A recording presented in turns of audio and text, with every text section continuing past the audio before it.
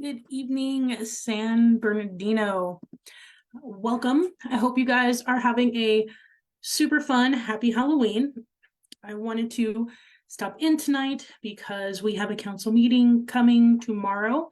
And so this won't be very long because the agenda is not very long. So let me make sure everybody that wants to join can join. I know some of you are trick-or-treating, so don't worry. You can watch this on Facebook, you can watch it through Instagram, or it will be posted to YouTube, so we can share the link. All right, so I'm going to jump in and we will get ourselves started. I hope you guys are as excited as I am. So here we go. Okay. So tomorrow will be the first official meeting of the new city manager, Charles Montoya. And at 5:30, we have closed session public comments. There is a conference with existing litigation for Cynthia Mosley versus City of San Bernardino. And then there is a legal conference for the initiation of litigation for one item, significant exposure to litigation for another item, and then a conference looking at property located at 688 a parcel number for a negotiating party of El Corte Ingalls and the city. So I'm sorry, 300 North E. So definitely, if you any of those items, even though we don't know what B and C are, you can always go if you want to look up the court case. You can see what exactly they're looking at and go from there on that. So let's get to the fun stuff. Hi, Paula. Hi, Lorea. We have invocation 7 p.m. The official meeting starts. We have the closed session report. So if they take any action, they are supposed to be reporting it out. And then there's the opening for public comments for any items listed or not listed on the agenda. Again, this means if there's anything, I think one of 11 or 12 you want to talk about, you can, or anything else, doesn't matter. It's a difference because closed session, you have to speak on closed session items. So I know some people are can get confused on that. If you are calling in through Zoom, the city is taking additional steps in making sure that they properly manage who is registered to speak on Zoom, and want to make sure they don't get embarrassed again and have any member of the public completely tore down by words. So we want to, look on, if you do that on Zoom, go ahead and check those provisions out. There will be an update to the council on animal service programs and initiatives. That'll be the first presentation. And then most of the consent calendar, the majority of the agenda is consent calendar. So the first is consideration of supporting our shelters. So this is an act that is being pushed and supported by our representative Pete Aguilar. What we are looking for in this is to commit to a letter of support for his program that is going through the United States Congress. It's really a yay or nay. Then number 3 is an award on-call professional service agreement with Eagle Eye Demolition. Some people have asked about this. This is not actually like any type of what we're thinking about, like about Oxbow demolition. What this is that back in June, they had gone out for RFP because they're looking for someone to do the abatement, like the boarding up of buildings. And so this is all through community development code enforcement.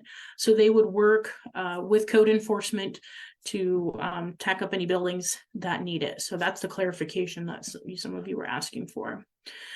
We are going to look at number 4, accept the homeless housing assistance prevention round 3 grant funds. So I know it's been a little confusing. Yes, there's been money moving back and forth, and different conversations about how much are some of these programs costing, where's the timeline for the navigation center, a bunch of things. So we can definitely take a look at that real quick and get some background on it.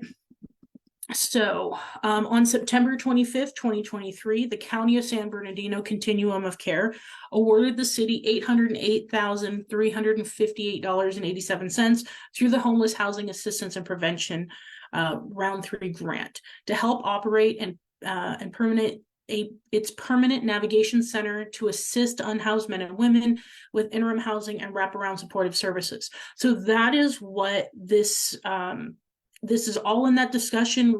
We talked about these units of homes that are going to be built. So in conjunction with the other funds that have been allocated, shifted, and moved, this is what we're waiting for, in essence, is now what is the plan? Okay, so you're saying this is for a navigation center, you have the home plan, but what is the plan and the timeline to get this all complete? So I'm hoping that's going to be the next phase of the discussion. The ward will provide the city with financial assistance to operate in the navigation center, the 200 beds, year-round low barrier navigation center.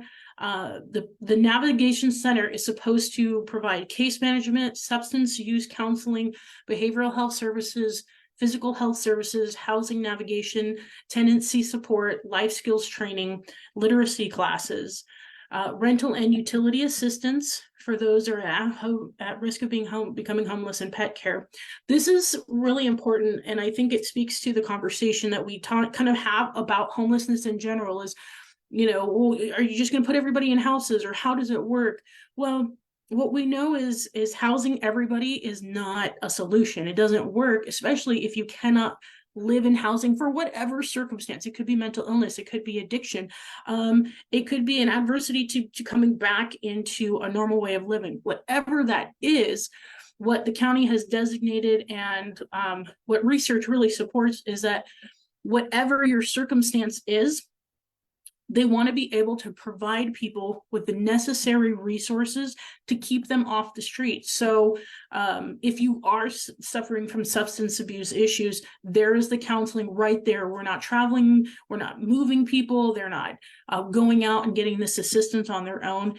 It's right in front of them. Behavioral health, anything that they need. We know that homelessness or people who are unhoused have pets. What that means, some people will not come off the street in the thought of losing their pets. So this is really comprehensive, and I think this is one of the benefits of the Navigation Center that we have seen is that it's really what's necessary. You cannot just build units and expect people to move into them. It's a failed operation. This, I believe, is on track. Just would love to see a timeline with it. So for those who have asked, there it is. And this is consent, so there will not be a discussion. It will just be a yay or a nay for the most part, unless someone pulls it. So next we have a resolution updating the bank and investment account signature authority.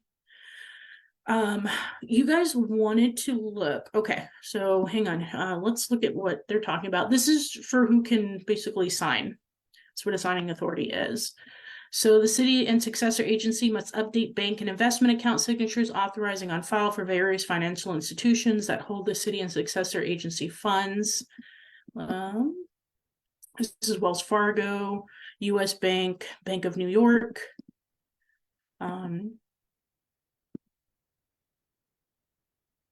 Let's see. Brokers, Cantor, Fitzgerald, Higgins Capital Management, Ray James, and Stifel. So these are the authorized city designated personnel to carry out the activities. So there it is. They want people that need to be able to access funds. That's what we have. So always the fun stuff. Okay, here we go.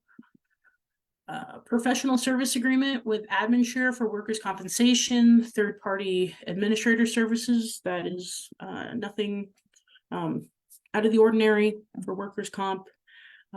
So that should be fine. Strategic initiative approving job classification and amending the salary schedule. So they are establishing a director of economic development, establishing a director of community development and housing, and amending the citywide salary schedule for part-time, full-time, temporary, and seasonal positions. As I've stated before, I am not a super fan of this, and it just to me creates more directors and costs more money. But hey, you know what? They're going to do what they want to do. And I understand the need, but again, if we can't have a timeline for the type of for a navigation center we've been talking about for a year, if we can't get started on something, I don't understand why we're working so hard to break apart departments, pay people more money, and not get services. So, well, but again, this is a consent item, so if nobody asks, it doesn't matter. Number 8, there was an anonymous donation of $40,000 to the Verdemont Community Center. And thank you to whoever gave that money. So the Director of Finance and Management Services is to amend the general operating budget. They're going to allocate the expenditures. So the senior programming at the Verdemont Center is going to receive $10,000. That's awesome. Movies at the Park at Verdemont is going to receive $10,000. And this is really cool. The after school homework help is going to receive $20,000. So that's pretty awesome and generous to whoever stepped up into that. That's great. So that'll be a great help up there. Number 9, the amendment to number 1 to agreement with environmental project services. So this is for paving. I believe, wait, no, is that 9 or 10? Hang on a sec. Authorized to execute the maintenance service agreement with environmental project services. Oh, for concrete maintenance and services. So $2 million. Look, so I'm going to say, here we go. I think $2 million is far exceeds the limit of what should be on a consent calendar. Not that these aren't expensive projects, but how in the world can we allow elected officials to rubber stamp $2 million expenditures? I think that's a problem because where's the oversight? Are they bringing it back? I mean, more regulation. That's just where I am on it. But you guys know my position. So number 10 is the amendment, number 1 agreement with Horizons Construction Company International. This is for the asphalt maintenance and repair services.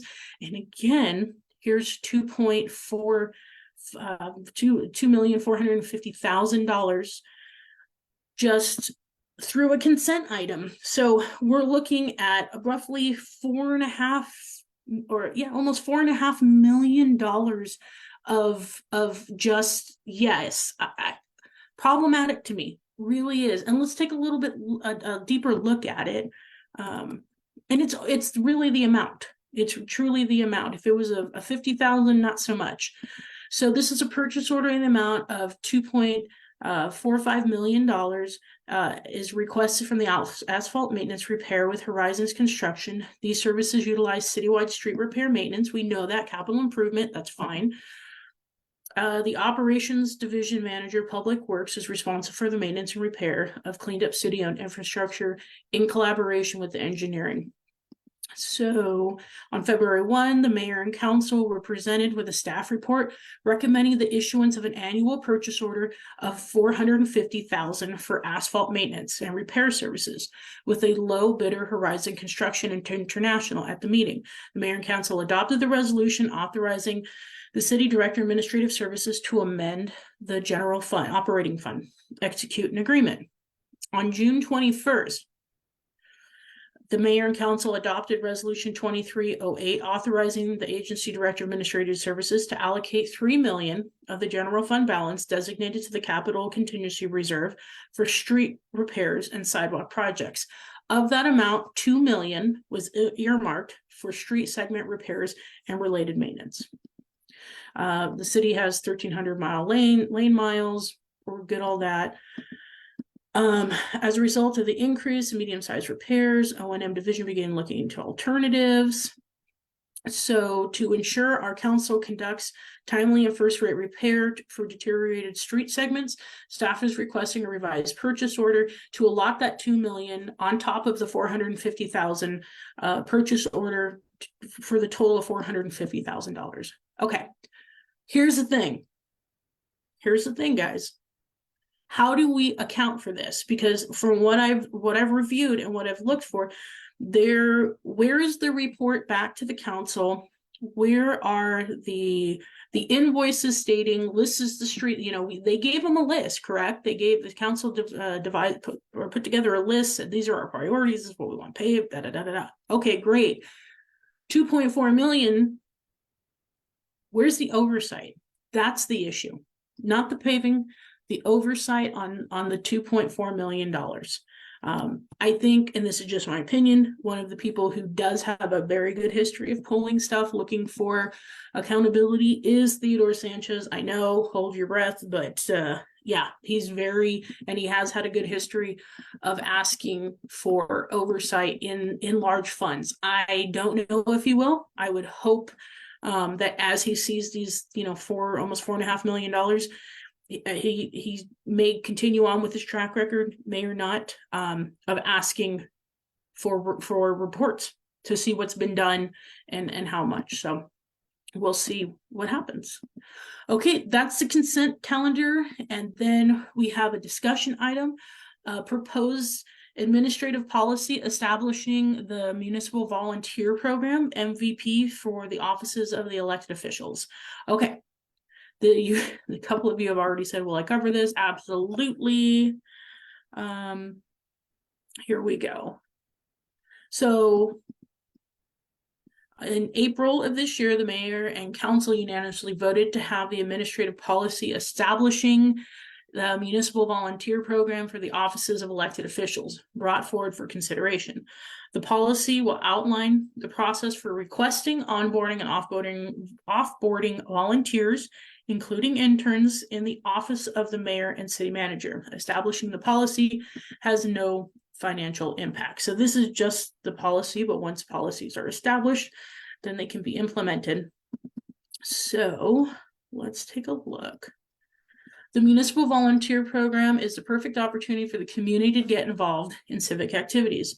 Volunteers are an important part of any organization and valuable assets to the community. Volunteers help to increase responsiveness, delivery of services, and information input, and provide new program opportunities. A volunteer is an individual, including an unpaid intern, who performs a service for the city without promise, expectation, or receipt of compensation for services rendered. Accordingly, a policy establishing a uniform method for the management of city volunteers to ensure consistency is recommended. This policy will only apply to volunteers of the office of the mayor and city council, and does not apply to volunteers working on one-day assignments for the community cleanup, park projects, similar activities that does not extend beyond a single day of service. So recruitment, selection, and onboarding. To begin the recruitment process or request a volunteer position, a volunteer requisition form will need to be submitted to the Human Resources for processing. The form will be submitted with a list of duties and responsibilities assigned to the volunteer for the duration of the assignment, and the supervising city employee responsible for the oversight of the volunteer. That's going to be interesting because elected officials are not city employees. So these are people that are supposed to be assigned to them who will not be under their oversight. They won't. That's going to be interesting. A background investigation will be conducted on each volunteer before onboarding with the city. A volunteer may not begin their assignment without completing the required paperwork, including a volunteer release and waiver of liability form, and a confidentiality and non-disclosure agreement to protect the city's interest. We're going to talk about that too. Once the volunteer is clear for onboarding with the city staff, staff shall submit to the Human Resources Department the volunteer list form identifying the information technology and phone access levels required for the volunteer. Tools and equipment, including office space required for the volunteer, will be included in the department's existing authorized budget. Supervision. Each volunteer who is accepted in the position with the city must have a clearly identified supervisor who is a city employee and will be responsible for direct management and oversight of the volunteer. The supervisor is responsible for scheduling the volunteer's hours while keeping the safety of the volunteer a top priority. It is important to consider the nature of the work volunteers are performing and how much attention each requires when determining the number of volunteers assigned to each supervisor. the nature of the work being performed, and how much attention it requires in conjunction with supervisors' existing deliverables and priorities should govern the number of volunteers assigned. Special consideration to ensure that the city is able to provide the necessary oversight and support for volunteers working for the office of the mayor and city council. This policy established limits for the number of assigned volunteers supporting each of our elected officials. Under the MVP, offices of the elected officials policy, each council member and the mayor will be limited to one volunteer at any given time.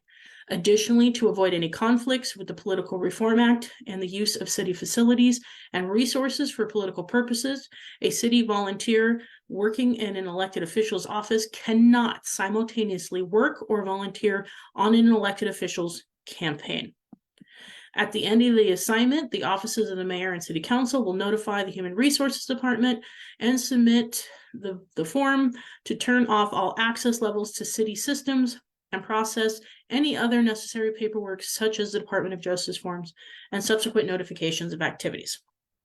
So this is interesting because one, and people have a very great discussion today about the confidentiality of this all. I'm going to make a very different. I'm going to differentiate an intern versus a public volunteer, and I'm going to tell you why.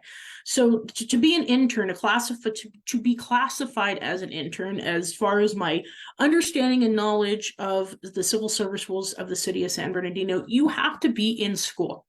You have to be a registered student who has to, and your duties as assigned have to align with the work needed and your objective for being there. I was a intern for the city, and so what I was going for with the emphasis in human resources is that's where I went. That's the department I went into. And then as your majors are growing, you're changing, but it's education focused as an intern. What they are talking about are public volunteers, community volunteers. Now, that is a very broad description. That means anybody. And as we all know, that opens, I think, a lot of doors of opportunity for problems. And this is the problem. There has to be some type of criteria. There really needs to be, like, what are you here to do, and are you capable of doing it? Because the council and the mayor have a staff. They have people who answer phones. They have people who take their messages, who process awards, who file, who run the meetings. They have a staff. So what is it exactly that these volunteers plan on doing? Going out into the community, representing on behalf of there really needs to become more of a defined role of what it means to volunteer for these elected officials. And if there is, as we remember, we literally still have 5 lawsuits pending under previous mayor who brought his campaign people in as hired employees and interns. These now people are going to be under the supervision of city employees. What does that mean? So although an elected official has a volunteer, that volunteer falls under the management of a city employee. It's an interesting concept. I see a lot of issues. I really do. And then how long can you be an intern? How long can you be a volunteer? Are they allowed to volunteer for the entirety of the 4 years? Is it a 6-month gig? What are the parameters in how long you can volunteer for? Are their jobs going to be, the performance of the list? Are there timetables? Interns are well, my bosses were great. I was well managed. I knew what I was doing. I had my tasks, and we followed a curriculum behind what I was going. So yeah, this is an interesting topic. I don't know how well it's going to fare, to be honest with you. I think given our history, it's a big can of worms. I believe, and this is my alternative, because you're gonna be like, but the council, you said the council needs staff. I do. I think stop all this and allow each council member that would want one to have a field rep. And the same thing for the mayor. And I've said this before, I do not support employees with $100,000 pensions and all that full time. No, but I do believe that they are, the ones that are out doing something are doing something enough to where they do need help. I watch some council members run around to 10 events a week and 2 or 3 a night, and you can't be everywhere at the same time. So I think that's a better discussion than this very broad volunteer. I see a problem. I see this turning into an issue. And so, because you can't serve two masters. And what I mean by that is these volunteers are not going to be some random people from the community. They are going to be people who know and align with elected officials, who are then going to be under the supervision of city employees. Now, do the city employees need more people to help them? Because that's a different discussion. Why aren't we adding more people, employees to the council's office if that's truly the issue? I don't know. This is a discussion item, so maybe they'll be having this discussion as well. So you guys agree with me? Yeah, and it looks like a problem waiting to happen. For some, not all council members, but for some, I can see it. Okay, last but not least, look, guys, we're only here for half an hour. This was a very quick agenda. It's probably a bit as long as, probably less time than the actual meeting, I think. Consider the installation of a stoplight on the corner of 35th and E Street to enhance school safety. Wards 5 and Ward 7, Councilman Reynoso, and this is in Councilman Alexander's ward. So if they agree, this will come back. I will have my own comments on this when it does come back, because not too far from where I live, and that's a rough hill to put a stop sign around. So, all right, you guys, I hope that you have a wonderful, happy Halloween. And if you guys have any questions, please don't hesitate to put them in the chat. I will jump back on. There we go. Okay. If you guys have any questions, please don't hesitate to put them in the chat. Remember that it's so important to be engaged and educated and empowered. We are so far from where we started, and that's a super awesome statement to make. We only have up from here. So thank you guys. I appreciate you. If you come to the meeting tomorrow, I will see you there, and have a great rest of your week, San Bernardino. Thank you.